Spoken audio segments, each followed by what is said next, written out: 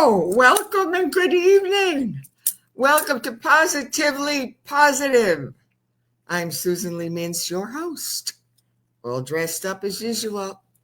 We have an amazing show tonight, but I have some little information, of course, to give you first. For those newbies who haven't yet figured out what we do, we are an informational, educational, and marvelously personal show that deals and goes along and follows and is the only show of its kind that deals exclusively with HIV and AIDS. And it's personal. People who get on have amazing stories. Could be that they're positive or they have a friend who is. Could be someone with an organization. We have a lot of new organizations wanting to be involved. And that's great because these resources come in from all over the country. We are located in Palm Beach County, but we have visibility now from Washington to Arizona to New York City to the Carolinas. We are growing one story at a time. So if you want to be involved in any way, if you have a story, tell a friend. If you have an event coming up you want to promote, if you're in any way, like 10 fingers, if you're in any way invited, not even invited, if there's any way you want to be invited, we are so passionate here. We're growing because we're caring. This is the most marvelous place to be, to have the right information at a time when we're probably the only place in the media, in any aspect of the media, that's addressing HIV, of course, the way we are.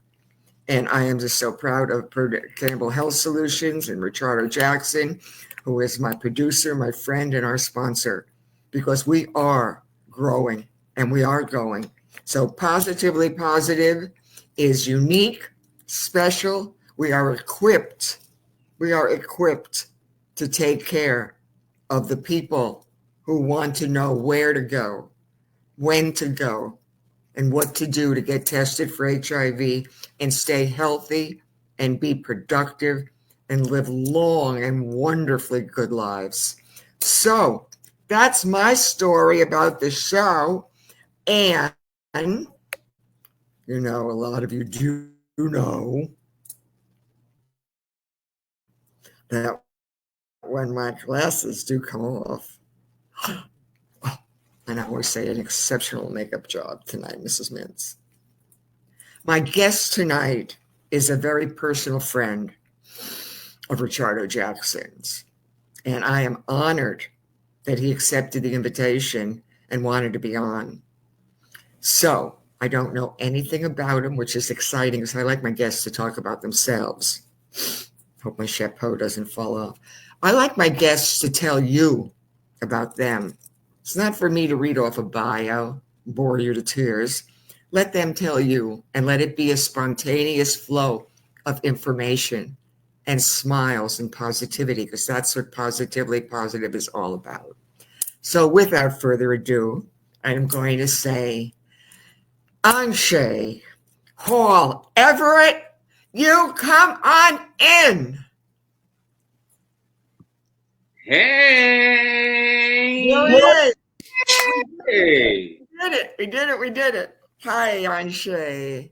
Hey! I asked Richardo how many times to pronounce that exotic name. Where is that? What's that name come from? Who were you named after, or where or why? Oh my God, it's a name that my aunt actually made up. And it's so weird because I am gay. And so I'm like, wow, this name just fits. She's like, I was looking through a magazine. I'm like, okay, that's first thing, right? And she put that name together from looking in a magazine. She was actually gonna name her son Anshay, who's about a year and a half older than me. And I'll name him something else, and I got the name Anshay. And Wonderful. Can you speak into your mic a little bit more? How about now?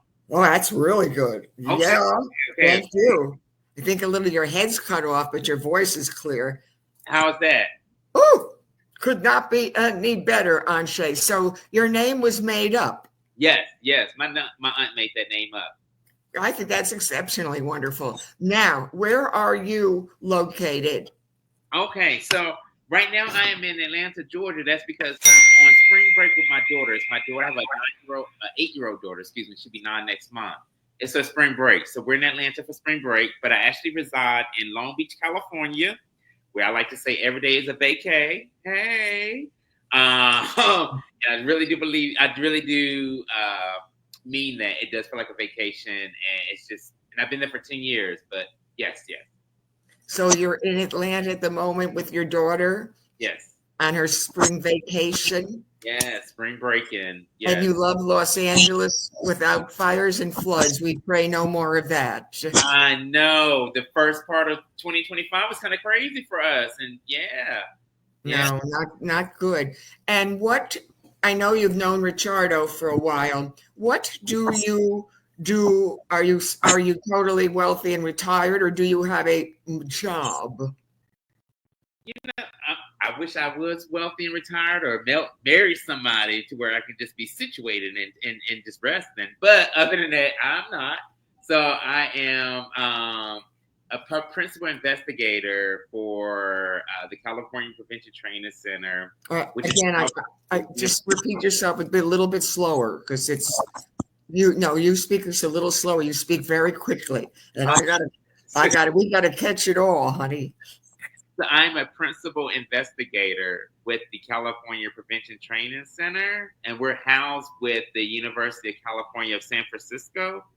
And what I do is I lead all of our capacity building and technical assistance programs that are funded under the Center for Disease Control, which is interesting at this time right now, given the political climate. So you're an investigator?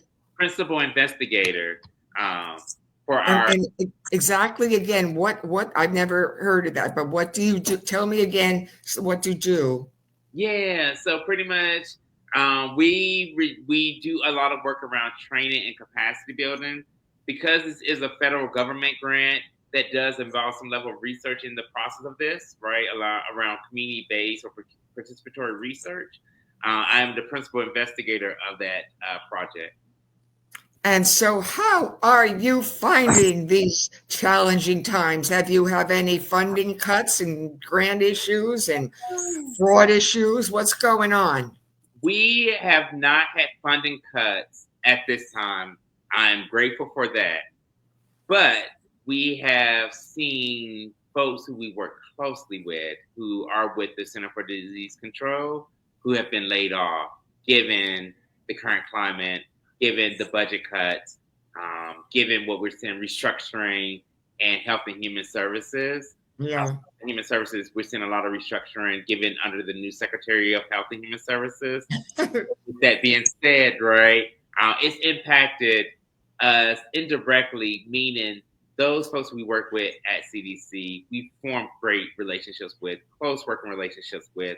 So to see that they are now in a space, in a moment of uncertainty, chaos, all that good stuff, or all that horrible stuff, I should say, it's disheartening. And so it definitely has dampened the mood within our center.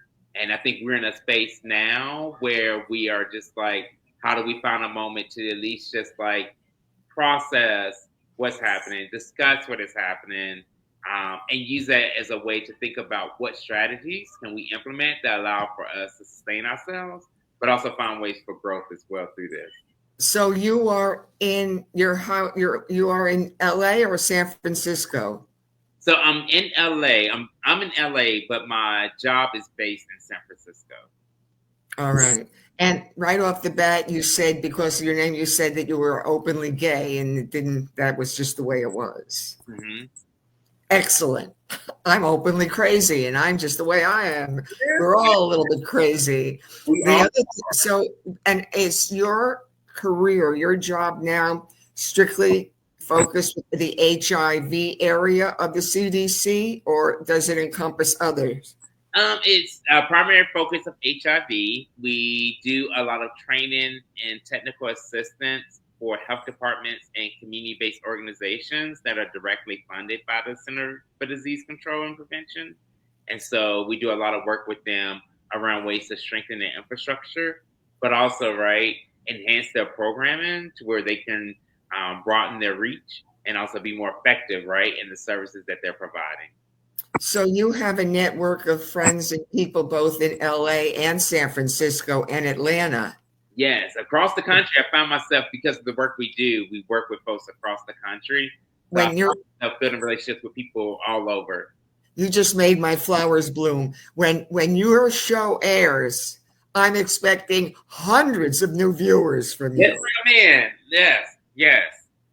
So anyway, how long have you been with the prevention, the organization you're with? Yes, I've been with the California Prevention Training Center now for five and a half years. All right. Um, and Say that one more time. What it is? What the name of it? the California Prevention Training Center.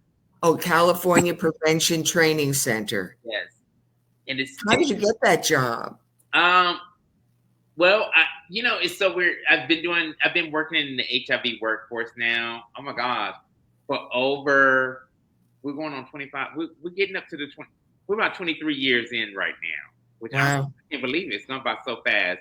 With that being said, given my time and working in this workforce, I've been able to meet so many people and establish many like great relationships. And so when the position came open, um, the old principal investigator reached out to me and said, "Hey, there's a position. You should apply." And so that's how that came about. That's wonderful. Um, and you probably meet a lot of people who are not just HIV positive, but in some way involved or want to be involved or remove the stigma. And that's what this show does. One story, one face at a time, one person at a time. That's how we are building a base that says, no, if no one else wants to talk about it, Aunsha tonight, who represents a lot of people in California and Atlanta, he wants to talk about it.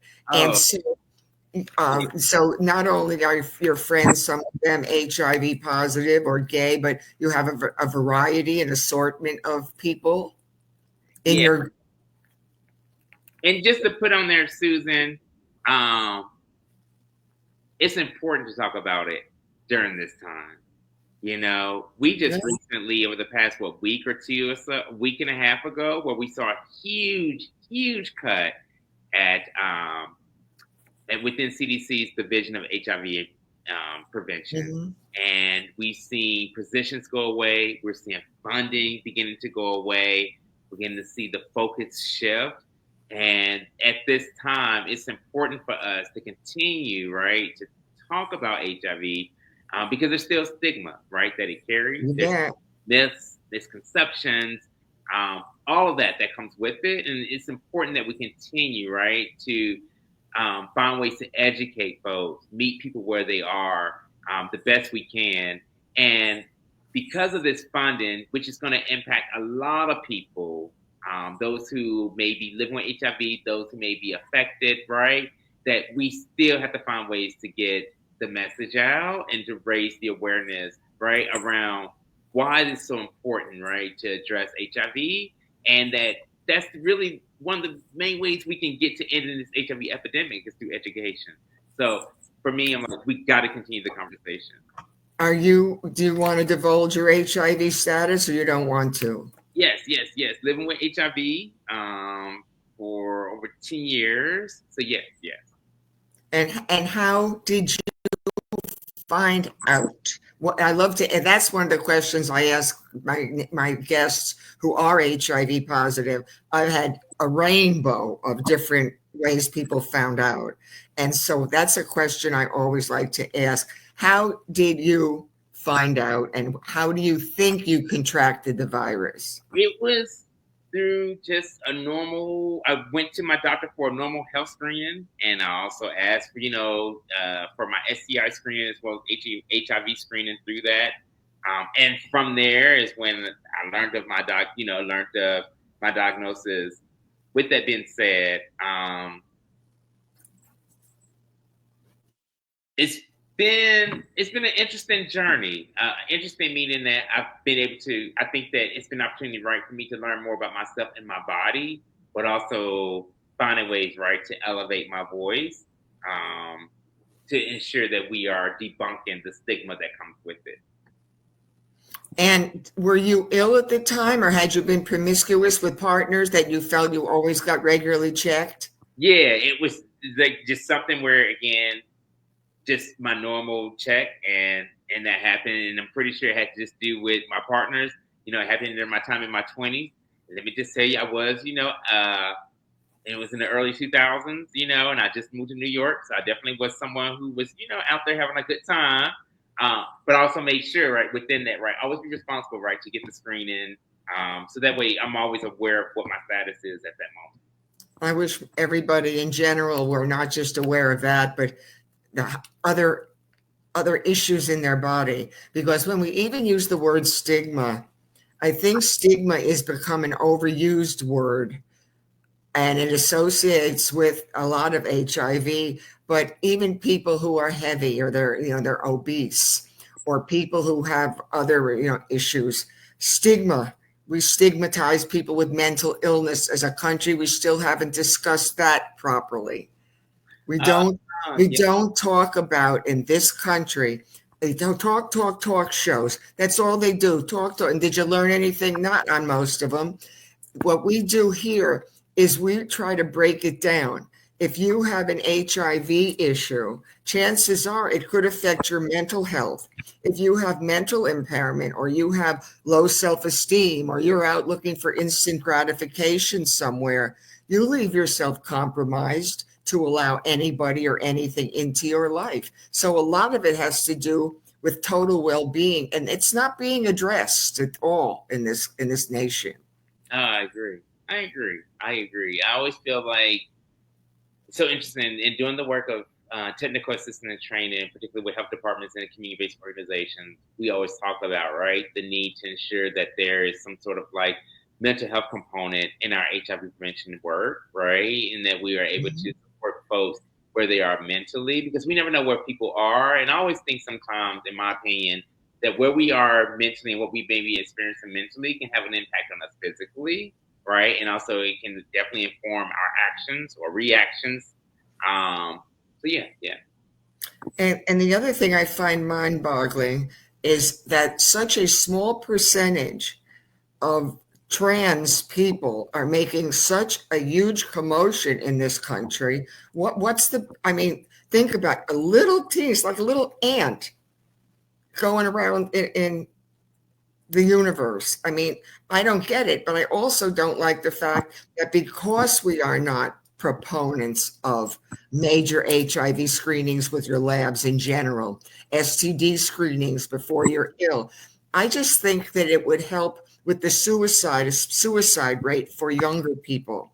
Because if you're 14 and you're dealing with your sexuality and you have nowhere to go, or you're 16 and you know that you have issues and you have no place to go, and you feel like you're going to be bullied, that's leaving yourself wide open to want to kill yourself. And I've been around that and seen that too much. Have you had experience with anybody going through that they had no one to talk to, no place to go, and that they took their own life because they felt such pressure?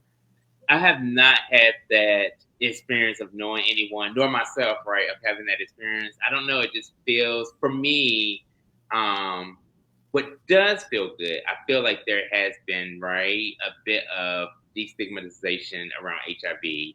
I said it because when you think about the advancements of various preventative, like biomedical tools or resources, right? Thinking about PrEP, right?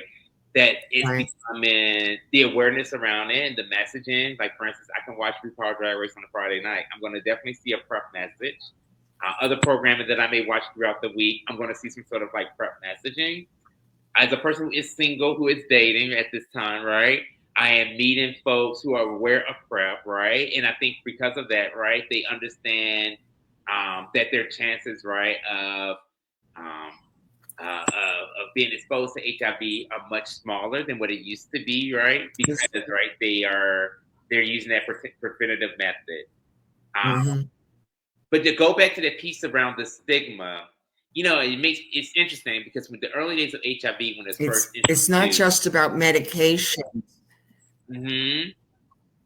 Yeah, It's not just about medications anymore. It's about the prevention of having to take a medication also, which is Yeah, why I think PrEP is so wonderful and they've come so far because you can check yourself regularly. yeah, yeah. I think, but this is where I also get concerned around the reduction of funding when it comes to HIV prevention, because I think that lends itself for that to go away. Why do I say that? I think back to the early introduction of PrEP and PEP, but mainly PrEP. And when I look at the research, the early days of PrEP research, we didn't see many, for instance, Black and brown folks participating in that research, right? We saw a lot of white gay men.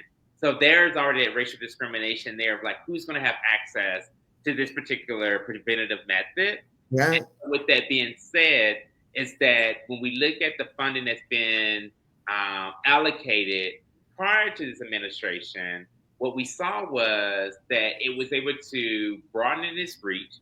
Not only did we see the more focus around like Black gay men or Black MSM, male homosexual men, or Latino Hispanic MSM or gay men, but we began to see this conversation carry over even with Black women, Hispanic women, right? And so we see that what happened was, I know for me when I first came out, things HIV was seen as a gay man's disease. It still somewhat is, but because we see how prevalent it is across other communities, and we see the other resources, other preventative methods that are out there, right, such as PrEP, and how it's useful for other communities, it began to debunk some of the destigmatize HIV, but it allowed for conversations around it to feel normal. I was watching The Breakfast Club maybe a week or so ago. It made mention about HIV, and I remember one of the hosts of The Breakfast Club said, "Oh, well, there's PrEP out there. People are not really talking. People are not really afraid of HIV like they used to be." That felt good to hear that because it lets me know that the education, right, has begun to reach the masses. I've become afraid of what would happen now that we see funding cut, because funding definitely supported a lot of the us being able to broaden that message across many communities as opposed to focusing on one particular population. Will you please get the Breakfast Club to interview me? Yes, come on. We need to get Susan on there. Yes. Don't you dare drop these names and not think of Ricciardo and myself, who are still only doing the only show like this of its kind in the country. And I think there needs to be a conversation around that to really mobilize more folks. I think that we saw recently where, I know for me, I saw recently where I got, hey, pass this message along on your Instagram or on your other forms of social media as related to ways to get people to call their Congress folks, right? And say, hey, let's be mindful that the funding cut can impact many communities. I think that this is an opportunity for us to continue that, right? But think about ways that we can be creative and innovative and strategic with that as well. This show is going to go from hundreds to thousands to millions because we're reaching every facet of HIV, from the organizations to the personals to the medications. We want to just hear your story. Who else is just saying, if you are involved with HIV, Positively Positive is the place for you to talk about it. Mm-hmm. That's it. No other subject. That's where we are. It's not going to change. My story is out there on my website if you've checked me out at all. My story is as real as it could be. I mean, it was a white doctor married to a gorgeous woman with a successful career. When I heard about AIDS, we just shut the sex down, but we didn't stop the love. Yeah. I mean, it's so amazing, though, how we have this, Ricciardo and I came together, and between his contacts and my assertiveness, going after him in general and staying on it, we have really done so well for only a year and a half. But that's because there's a need. There's a need in every state. There's people like you. There's a need in every country. And we need to get funded seriously by a pharmaceutical company who sees the need to sponsor a show like this regularly. Oh, yeah. I agree. I wholeheartedly agree. We know we're doing something different. How would I be able to connect with a man I do not know? Couldn't even pronounce his name. Asked Richardo 4 times. How's he pronounce his name? I mean, who else? And then that's all we talk about. Where else? Your Breakfast Club, do they have other subjects and topics? The Breakfast Club is one of many, right? I think what the Breakfast Club is really great for is reaching a certain demographic. It reaches mass audience, right? A mass audience. Yeah. They have definitely been able to penetrate a specific demographic within the Black community. And let me broaden that a little bit. I'll say Black and Brown community because they're based in New York. So, and it's also centered around hip hop. And we know the birth of hip hop, it was birthed from Black and Brown people. So because of that, right? They definitely have penetrated themselves in that younger Black and Brown community, which I love. I do think there are other ways we can do this, right? Being able to tap into, I think the work that you're doing currently, using this and like these type of platforms are continuing to grow. We're seeing people be able to do this.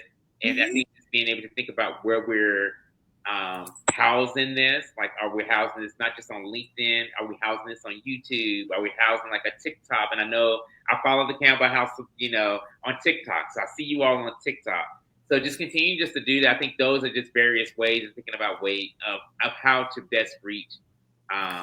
Someone from the Breakfast Club was on either Bill Maher or one of the other talk shows at some point, and it is a wonderful that is a show that actually has some substance. They don't just talk; they deliver. They capture what's happening in everyday pop culture, but also other areas of current events. Right. I just am so glad, though, that we're staying focused on HIV and AIDS because it's not going to go away.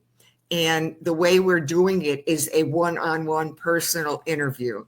It's not where you have a panel of guests and everybody's screaming at each other to try to get their voice heard. And when that happens, I'm changing the channel. Wow.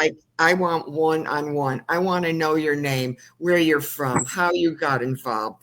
And so the other thing is, so you live in LA, but you work out of San Francisco a lot. You like San Francisco? I love San Francisco. I am more of an Oakland more than San Francisco, but I do love San Francisco. I do love the Bay Area. I love the people, the music, the food, the culture up there. So yeah, I do love the Bay Area in general. I find though that a lot of younger people, because when I was younger, wearing condoms, it was the last thing when you're high or drunk and wanting to dance and mess around with anybody in the 60s, it was different.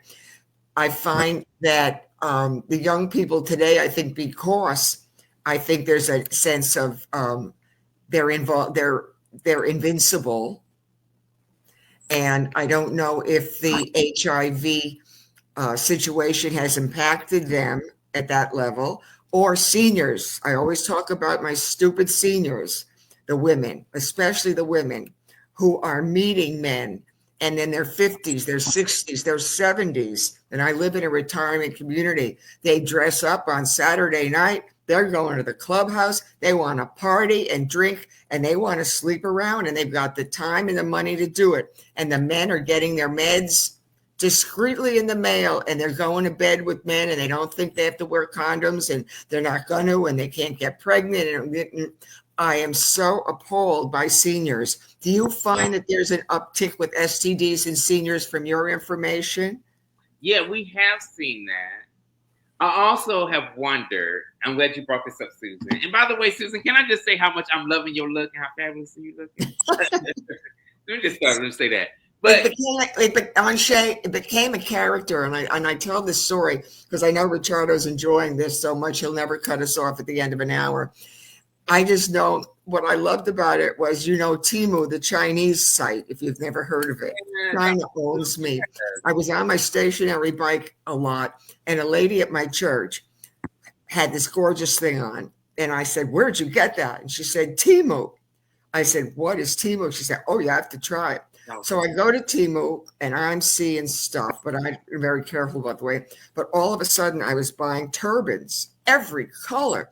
I was buying the sunglasses, every look. And then I was buying this cheap jewelry that I would never wear, and the gloves. And I had the boas from everything. And all of a sudden, I go on Richardo's podcast for 6 months. I'm spending hundreds of dollars on stuff I did not need. And I know why God says, I'm doing it. I'm like, I didn't care if it was a fraud. Next thing I know, Richardo has me on his show. And I said to him on his podcast, I want to have a show called Positively Positive where all we do is discuss issues about HIV. And he said, let's do it. And all of a sudden I said, well, in show business, you need a shtick. And so, boom, I became this character. And it all fell into God's plan. I love it. Love it. You look fab. You look fab. It's just the way it is. Keep going. It takes me all of 5 minutes to put it together. It's wonderful. So, in other words, we were talking about seniors, another large demographics that has its head up its butt when it comes to HIV and STDs. Talk to me. I think the first thing is this. I always feel like things happen for a reason or are connected in some regard. I think what we are seeing is due to, and this is my opinion, sex shaming. I think sex shaming. Say it loud. Let's talk right into it. Tell me that again. Sex shaming. All right. Sex shaming shows up it shows up different depending upon who you are, right? Me being a single man who is a parent, those things, there are things that people put onto me, right? Regarding how I should show up, even regarding what pleasures me, right? If I voice what I like in various settings, I'm going to be judged. So what I mean by that is that when we talk about those who are older, seniors, or what have you, that we also put the same on them. When I was coming up, when I started hearing about HIV and its impact and those who are, let's say, 55 and older, people were shocked to hear the numbers. But then I always hear someone say, well, they are having sex, right? And I think that's the thing that we put on folks that at a certain age, that should not be something that you value, you should desire, you should want, what have you. And when those things are put on people and we telling people how they should show up, what they should like, if what pleasure them may not be their liking, they use that to judge you and make you feel some kind of way, we operate out of secrecy. And when we operate out of secrecy, no telling what can happen, right? And so I think this is the time for us, right, to talk about normalizing for us, right? Regardless who we are, our age, whatever that may look like, we have to normalize that and say seeking pleasure, wanting pleasure is a normal thing. There's nothing taboo about it, right? Mm-hmm. And when we get to that place of really allowing people to express what makes them feel good sexually, right? Allow people to feel okay in their tapping into their sexuality or their sexual side, we will be in a much better space. And so I think that when I come to older folks, I don't like to say seniors, I'll say those who are older, that we have to find ways we have to be okay, or we have to just say, you know what, everybody having sex, and that's their prerogative because they're doing what makes them feel good. And until we get in that space, we're going to see what we see as it pertains to our older populations, that we will see STI numbers continue to skyrocket, those things, because we're not thinking about them. We're not thinking about ways to center prevention messaging around them, to them. We often just leave them out. And I think that's because we put on people what pleasure should look like for you and when you should be engaging in pleasure. Yeah. And we are creatures who are looking for relationships in general. They don't have to be sexual. Yeah. Social media has become the most unsocial way to connect for some people. I mean, I just can't deal with that part of it. It's wonderful for networking, but There's no way a dating app and myself would work. I've been a widow 30 years. It's not going to happen. But when I use the word stupid, I'm not using it to say they're stupid. I'm just saying they're thinking because they can't get pregnant. They want to have pleasure. They've never had to use a condom, maybe because they were with a husband for 30 years and now they're newly single and are widowed. And there's a lot of reasons, but when you're playing bridge with 4 other women, you can say, oh, I got diagnosed with diabetes. I got to watch the sugar and my cholesterol's high and I got all this and that. And by the way, I've been diagnosed with HIV. I can promise you, the girls are not going to be talking about everything else but that. We have to talk about everything. Because when you don't talk about it, it goes underground. And if you don't talk about it, eventually someone will. Why can't you understand that as a vessel, you are receptive to anything that can go in any orifice? Mm-hmm. So when I have spoken to senior groups, older groups, as well as high school and whatever, I always say you have openings in your body. And if you allow viruses and germs to get in, it doesn't matter whether you're 8 or 98. It will want to have a house. Viruses like houses. They want to come in and spend some time. So when I use the word stupid, I'm not saying stupid. I'm just saying have smarter sex, have safer sex. And if the guy doesn't want to get an HIV test and you do, don't do it. If he won't put on a condom or be open about it, don't do it. Don't at our age, especially, don't have unprotected sex with anyone you just met on a cruise ship. I agree. And I also think you brought up something that was interesting around, playing bridge and you talking to folks around like cholesterol level or whatever, right? Those are things we normalize, but those are things that are still preventative, right? High cholesterol can be completely preventative when you think about what your diet can look like or what have you, right? So the choices that one makes. But we have a way to support someone along that process, right? To reduce their cholesterol level, to get them to think about ways to prevent them from getting high cholesterol, right? We offer that type of advice. And I do think that has to be the same as it pertains to HIV, that we know that everybody's having sex, just like we know that everyone at some point, just about everyone, I'm not gonna say everybody, but a lot of us may eat unhealthy at some point, right? We may eat that cake, right? Even though we know it may cause, there may be something that may happen if we continue to eat that type of cake for over a period of time, right? Whether diabetes or what have you. I think the same has to be done when it comes to this. The way in which we do the messaging has to change. We have to reduce the judgment, right, and the stigma that comes with HIV, for us to normalize those conversations and make it just as a normal thing as if we're eating a piece of cake. Right? Yeah. The other thing that's great about different guests, such as yourself, is everybody has a different vocabulary. I've never used the word normalize because I've never had I don't think a normal life. I don't think I've ever been normal. I mean, I've always been somewhere else. So when you use the word normalize, that came across the screen. I mean, I would never think of using that word normal. And I love that because people come out of different realms with different words. And that word could attract all the people who are somewhere else and realize it is normalized. Using that word in their vocabulary is such a powerful word. That's great. And there's something around, to me, when I use it in a sense of thinking about safety, meaning that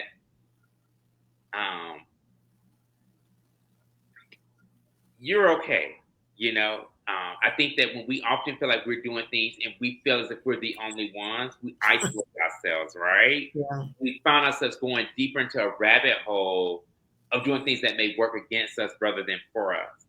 But if we normalize and see that, wait a minute, this is normal. We show up different, right? We vocalize that. We find ways to ask, right, for support or voice what it is that we're experiencing to others without feeling judgment. And I'm hearing a lot around like What is it? We listen, but don't judge. And I think when we operate in a space of normalcy, that's what we're doing. We're thinking that people are listening to me and they're not judging me because we all doing something similar along the way. And I think Right. it's that's safe that makes one feel safe in that. So yeah.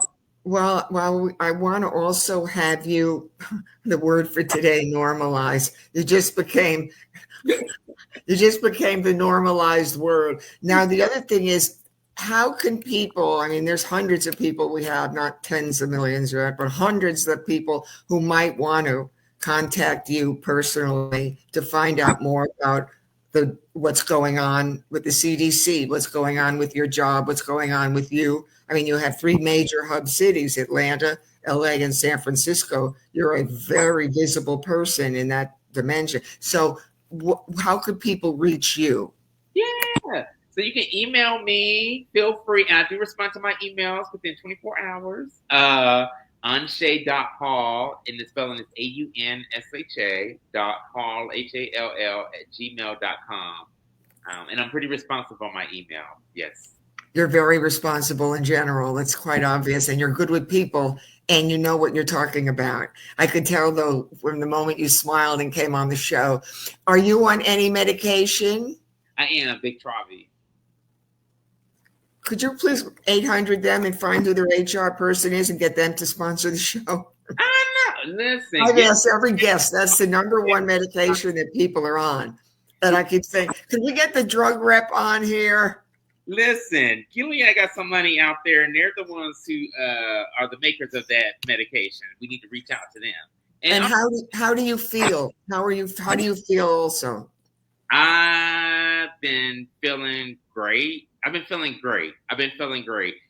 me just add this in, and we talked about this earlier. It's important. Let me just let folks know.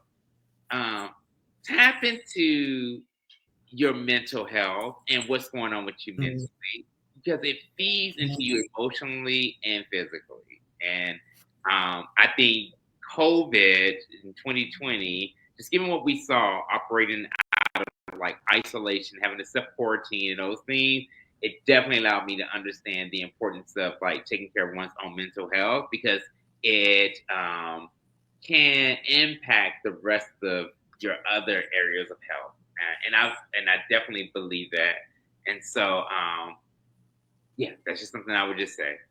Having been around in the early 80s, in 1981, hearing about AIDS for the first time, when COVID hit, I mean, there's been other things that have happened in this country, but when COVID hit, I said the people are going to freak out just like they did with HIV in the beginning. Fear, misinformation, trying all new things that people are going to be touting, and it's going to be isolation, lonely. And also, a lot of the things that were killing people had nothing to do, I don't think, with COVID. I think a lot of it was self. It was. I agree with you, Susan. Yes. Yes. Because when HIV first came out, my whole neighborhood got taken out in Houston. All my friends were gone.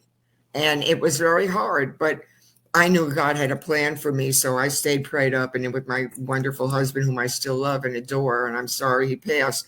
But I knew that God's plan for me. I think we also need to talk about faith when it comes to certain issues.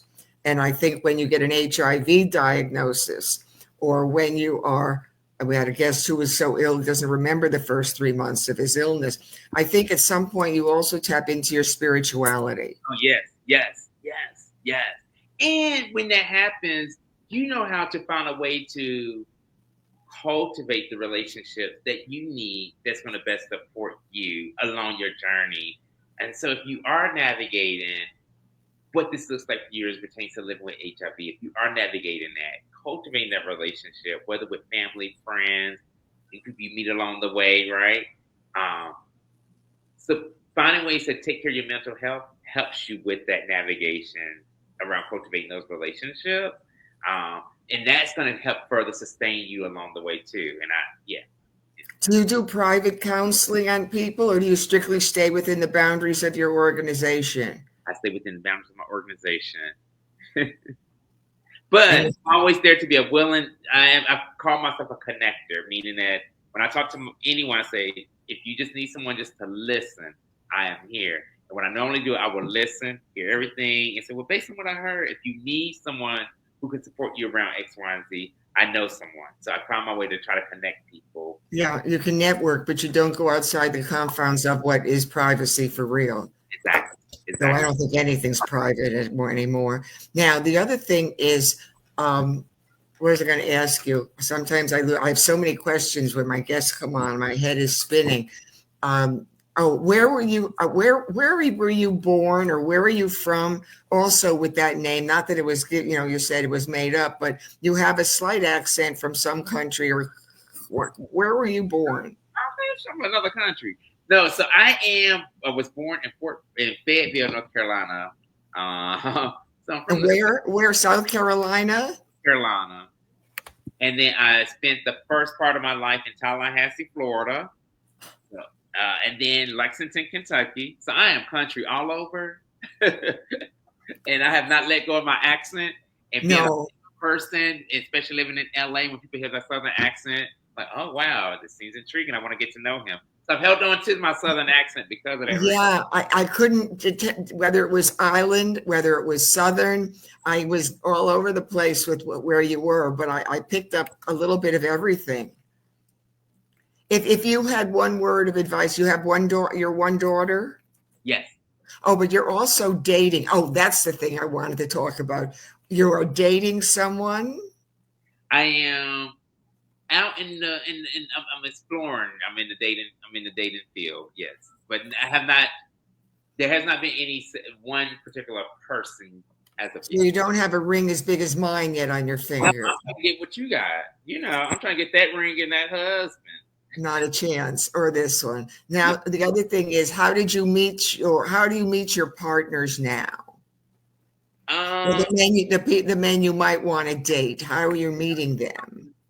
It's been various places. I mean, dating apps. I've tried dating apps. Say it again slowly. What? Your Hinge, Tinder. I've definitely hit those. Been on those.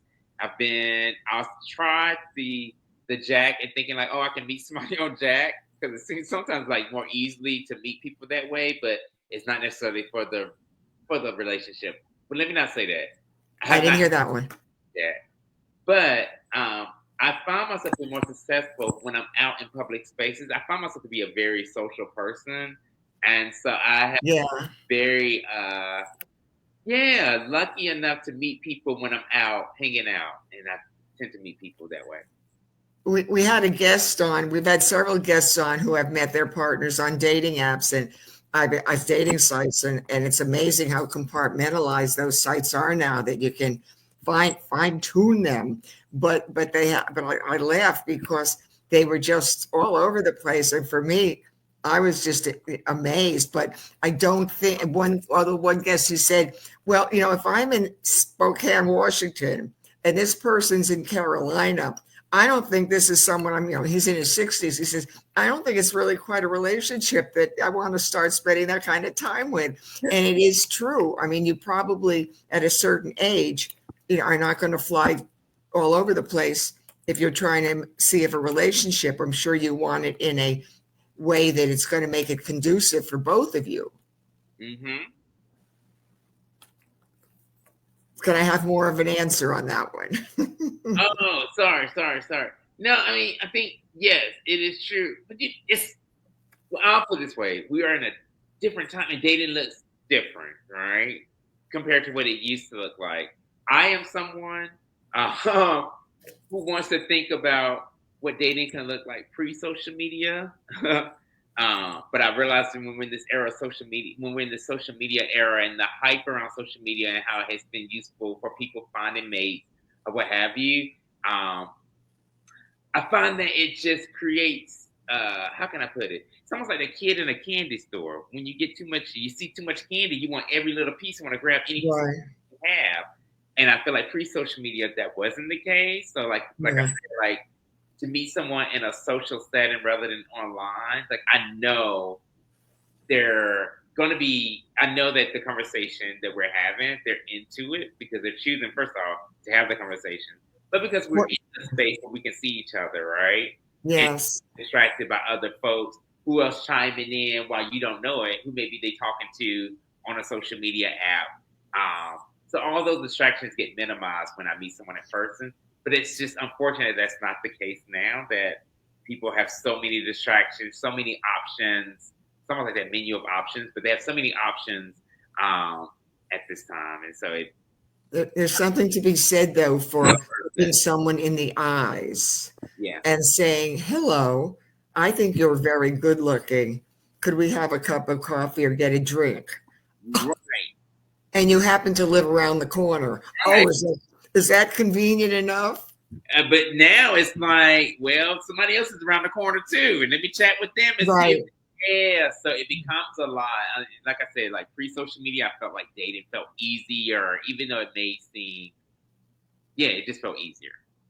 Yeah. So you seem very, very, very comfortable with yourself. How is your daughter? How old is your daughter? She is 8. She will be 9 in May, and ironic enough, prior to her being born, I'm a huge Shannon Jackson fan.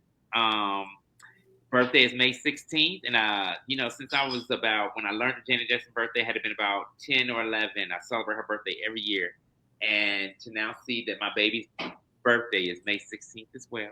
How often do you get? Does she know obviously that you're gay and that you're HIV positive? She knows everything, or have you not told her everything yet, or she knows? Oh, she knows. She knows. Very open around who we are, or who I am. And she, I don't know. It's weird. I feel like she gets it. She may ask certain questions, but for the most part, she gets it. She supports it. She cheers it on.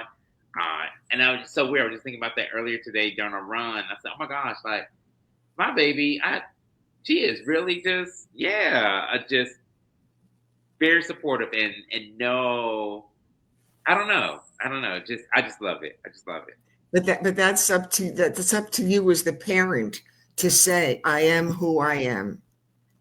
Mm-hmm. And I love you, and it doesn't change the love I have for you. So are you divorced, or are you divorced? Well, we are legally separated. We're not divorced. And the reason why, and this has been, I think, the part why dating has been hard, because people have not understood, like, why are y'all not divorced? And I say, yes, I know that marriage is legal as it across the spectrum, board for all people, right? Or when we think about marriage equality. But when we think about those who are still running various courts or what have you, they still have their own bias or what have you, or misconceptions. And they sometimes put that on people. And I just say it because I remember after getting married and I moved to Georgia, before moving to California, moved to Georgia, wanted to change my driver's license, and they wouldn't change my name. I had my name hyphenated, and they wouldn't change it. And so when I saw that, I'm like, well, marriage equality is legal across across the country. Why are you not doing this? But they came up with some excuse, and I think for me, it became like, oh my gosh, if I ever become a parent, this is in my mind, do whatever I can to make sure I protect my baby, but also any asset that I may acquire that can be used for my baby, right? And so we remain married for that reason. If something would have happened to one of us, we want to make sure that the other person has whatever they need to take care of our little one. So that's why we don't support it. And I just think it's wonderful to communicate in general. If people are going to walk away from you, they're going to walk away during a good time and a bad time. Those people who really care about you, if you're honest with them and you're honest with yourself, your relationships are going to be so much stronger. Because kids are not stupid. Kids are not stupid. They may think they're stupid because they're living on a gadget, but they're not. People in general, people are not stupid. There's ignorance, but people are really not stupid, especially kids. They pick up on everything. If daddy was hiding something, don't think at some point they would not either look through, go through, find out, and catch you in a situation that you were uncomfortable. So you're open, and that helps so much in the relationship. Mm-hmm. I agree. One of the reasons I never contracted HIV is because Jeffrey told me early on in my marriage that he thought he was gay. Well, I don't think you're gay. Either you're gay or you're not gay. It's like, is it chocolate ice cream or vanilla ice cream? It's not in between. And I loved him. And we were great friends, and we had a great marriage for a long time on and off. But after getting six, all these STDs that were curable, when I heard about AIDS, I had to make a choice, but it didn't stop me from loving him. But that was another reason why, is because he was honest with me. I don't think he was honest with himself, but he was honest with me to tell me he thought he was gay. I just kept assuming he would because of his part. But if you're honest with you, the people around you will either walk away or they will love you more. Yes, yes, I agree. You're wonderful. You're wonderful. I give every guest a homework assignment. What'd you say? I give every guest a homework assignment. Okay, what's my assignment? To have someone else in your circle of friends, whether they be the Breakfast Club or somebody else, I don't care. But tell someone else, post the show when your show airs, or talk about it before. But when it airs, send it to everybody in your database, in your everything, because I want people on who really want to be on with a passion to say, we can make a difference. Oh, yeah, I agree. And I think conversation is education, right? And so we have to continue to educate one another. And that's one way of doing this through conversation, right? It's okay if we don't know everything, but it's always wonderful when we ask questions, right? To pique our interest, right? And to expand our mind. And I think that is so important, that we don't need the textbooks, but as long as we bring the experts to the room, as long as we're doing the research, those can bring some great conversations and be an opportunity for education. Yeah, and also if someone you know should be getting tested, that take them to the health department. Take them to a local facility. Take them by the hand if you'll have to and say, I love you and I want you to be well. Let's go together. There's no reason why. I mean, that's a part of what I do. Is people don't know what I do, but that's a part of it. Tell someone, I'll go with you if you want. We're here to love. I love that you said that. And if you are familiar with some of the spaces or CBOs, health departments, right, that are providing HIV services, and you are familiar with them and you like the way in which they provide services, right, take them there. Because let that be their first, because you always say, right, the first impression is an everlasting impression. So let that first experience be a great experience for that person. Right. And that's what I do, is we send them either to the Palm Beach County Health Department, or I take them to Richardo Jackson. And that's what we do. Is that one of the things we're very involved with, is we're able to, oh, you look good yet. Look at you. Hello. You lost you for a moment, but you're back. Are you back? Yes, you're back. But that's what we do here, either Richardo Jackson at Campbell Health or to go to the health department. But we try to take you to a place or get you to a facility where you are in a good environment, a safe place that you know you're going to get treated properly. Are you still with me? We froze up on Aunsha. Aunsha, you have been a marvelous guest, and I want to say thank you so much. Hopefully you can maybe get off and come back on again if you can hear me. But if not, it was a wonderful program. It was a great show. And we appreciate your honesty and your openness and everything so much. So I'm going to say thank you to Aunsha, Hall-Everett, and I'm Susan Lee Mintz of Positively Positive. Thank you all for watching. And we're going to say, Positively Positive, we are always going to be committed to love. Thank you so much. And stay tuned for future episodes. Good night.